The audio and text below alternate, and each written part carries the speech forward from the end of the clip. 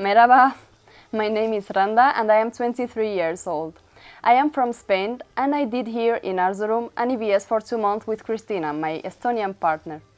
I am going to talk a bit about how was this experience for me.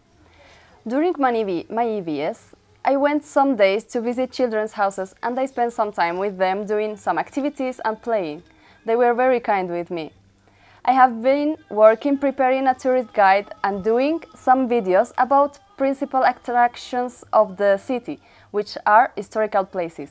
You can see in YouTube putting SİTODED. At first it was very hard for me because I'm so shy and the English is not my language, but I get used and I developed that part of my way of being.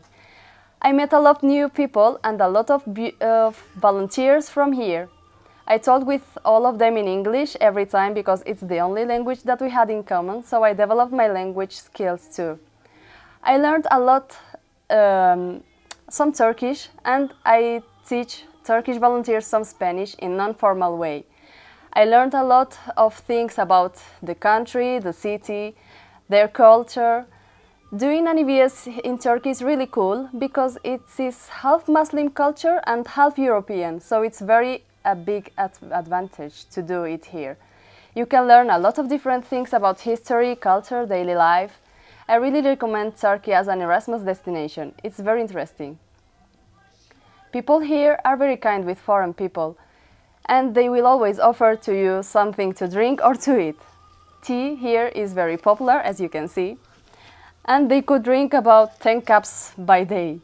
Especially here in Erzurum, they drink it with lemon. I visited a lot of beautiful and interesting places in my free time. I went to Palandöken's mountain that has wonderful views. I went to Tortum's waterfall in Uzundere, which is the third biggest one in the world. I went to Uzungöl's lake, to Rize, to Trabzon. I swam in the Black Sea and I did a lot of things like karting with friends, evening meetings and walks. My partners took care of me very well and they made me feel like I'm in home.